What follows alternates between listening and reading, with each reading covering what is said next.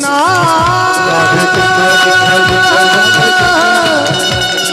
हरे कृष्णा।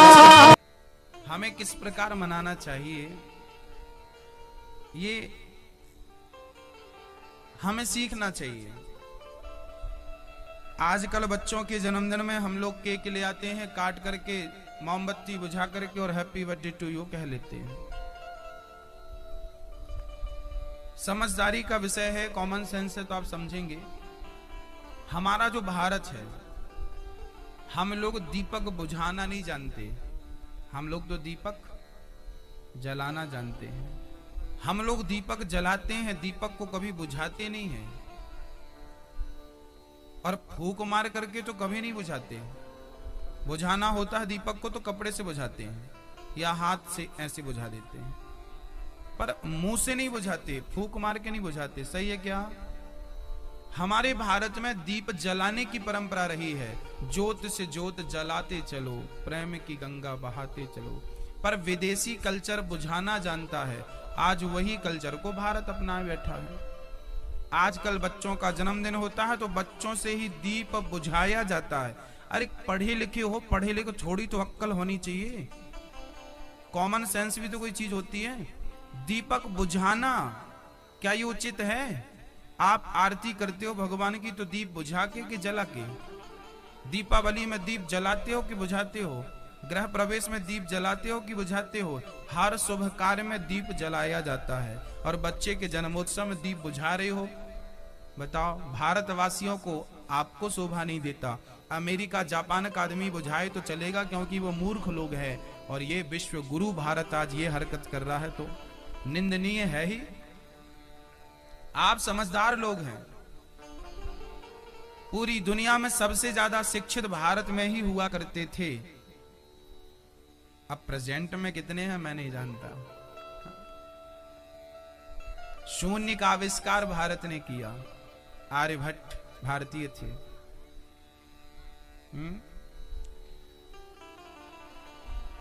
बड़ी बड़ी बातें हैं। आज आप लोग दीप बुझाते हैं, इसलिए संकल्प लीजिए कि हमें दीप जलाना है और बच्चों का जन्मदिन मनाइए। हमारे भारत में लड्डू बांटने की परंपरा रही है। लड्डू क्यों बांटा जाता है? क्योंकि लड्डू को आप जब बनते हुए देखेंगे तो इसमें एक संदेश छिपा होता है। लड्डू बहुत सारे दानों को मिलाकर एक लड्डू, जैसे तिल का लड्डू है।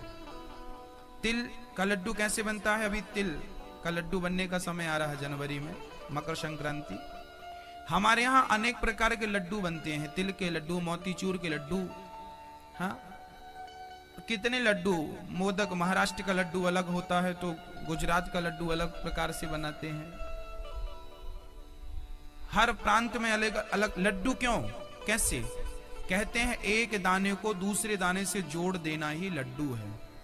अर्थात लड्डू बांटने का, लड्डू खाने का अर्थ ये था कि जैसे लड्डू एक से दूसरे दाने से जुड़ा है, एक दाना दूसरे से, दूसरा दाना तीसरे से, ऐसे ही लड्डू के बहुत सारे दाने संगठित रहते हैं।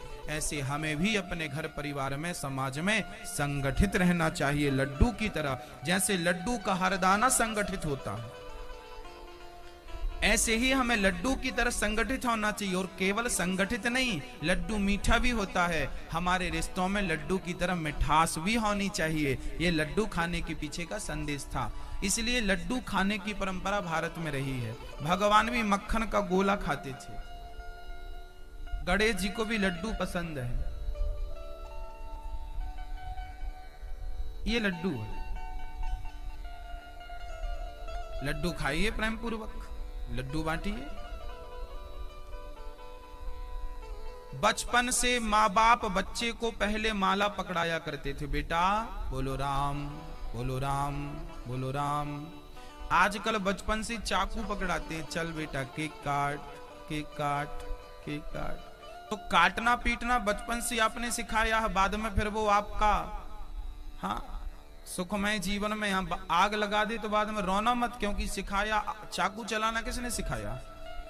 बच्चों को चाकू चलाना किसने सिखाया? पकड़ाया किसने? मम्मी ने। मेरा मम्मी तुम्हारा कलेजा काटेगा तो रोना मत। हाँ, तुम्हारे गर्दन पर चाकू चलाए, सीने में चलाए तो रोना मत, सिखाया भी तुम नहीं है। जैसे संस्कार दोगे वैसा ही चरित्र बनेगा बच्चों का। हमारा भारत किस प्रकार की सोच रखता है, उस सोच पर गौर करिए। हमारे यहां जब किसी बच्चे का जन्मदिन होता है ना, तो हम लोग क्या करते हैं, बोले सत्यनारायण भगवान की कथा सुनते थे। उससे क्या होता है, घर पे भगवान का नाम होगा, कीर्तन होगी, इसी बहाने कन्याओं का, ब्राह्मणों का आगमन होगा, वो लोग अन्न खाएंगे तो अन्न भी शुद्ध होगा, कीर्तन होगा तो वातावरण भी शुद्ध होगा, पंडित जी छोटा सा हवन कराएंगे तो घर का वातावरण शुद्ध हो जाएगा, भगवान का और विप्र देवताओं का बच्चों को आशीर्वाद मिल जाएगा, बच्चे दीर्घजीवी बन जाएंगे। यही जन्मदिन था। जन्मदिन में बच्चों को ले जाओ गरीबों के बीच में, ठंडी आ गई है, गरीब बच्चों को स्वेटर बांटो, गरम कपड़े बांटो, बच्चों को जूते चप्पल बांटो, छोटे छोटे गरीब बच्चों को।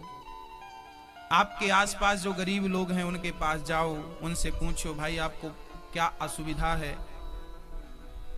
किसी का घर चू रहा है, अर्थात बारिश का पानी घर के भीतर आ रहा है, टप टप टप टप पानी टपक रहा है, और आज आपके बच्चे का जन्मदिन है, तो आपको उसके घर जाना चाहिए और बोलना चाहिए कि भाई आपका घर टू रहा है, चू रहा है, क्या हम आपको मदद कर दें क्या? अरे लोहे की चादर ही दिलवा दो उसको, चद्दर दिलवा दो, छत पे डाल लेगा बेचारा, उसके घर पानी आना बंद हो जाएगा।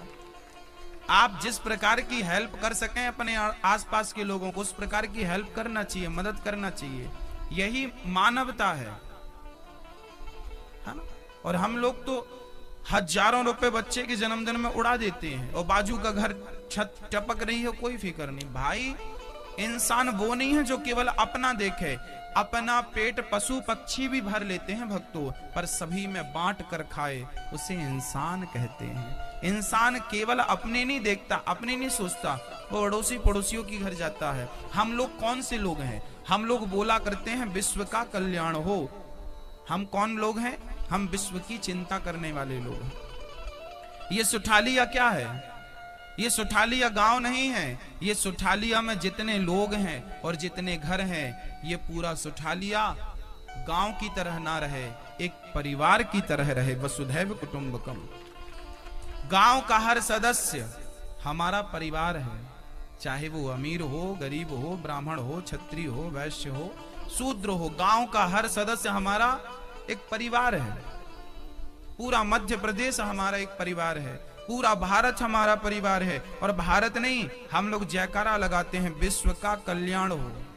हम विश्व की चर्चा करते हैं, हम विश्व के कल्याण का सोचते हैं। वसुधैव कुटुंबकम शास्त्र हमें संदेश देते हैं कि ये पूरा विश्व तुम्हारा परिवार है। चाइना पूरी दुनिया को व्यापार की दृष्टि से देखता है, अमेरिका पूरी दुनिया को व्यापार की दृष्टि से देखता है, लेकिन भारत पूरी दुनिया को परिवार की दृष्टि से देखता है। ये भारत का दृष्टिकोण है, ये भारत की थिंकिंग है, ये भारत की सोच है। हम सबसे अच्छी सोच वाले लोग हैं, हम सबसे बेहतर सोचने वाले लोग हैं, हम सबका भला चाहते हैं। आपका भी भला हो, आपका भी भला हो। हम अपने दुश्मन का भी भला ही चाहते हैं। जब पानी बरसता है ना, तो जिसके घर पे पानी टपकता है ना, वो भी कहता है कि भगवान भले मेरे घर पानी टपक रहा हो, पर अच्छा मानसून आए, अच्छा पानी बरसे, ताकि किसानों की फसल अच्छी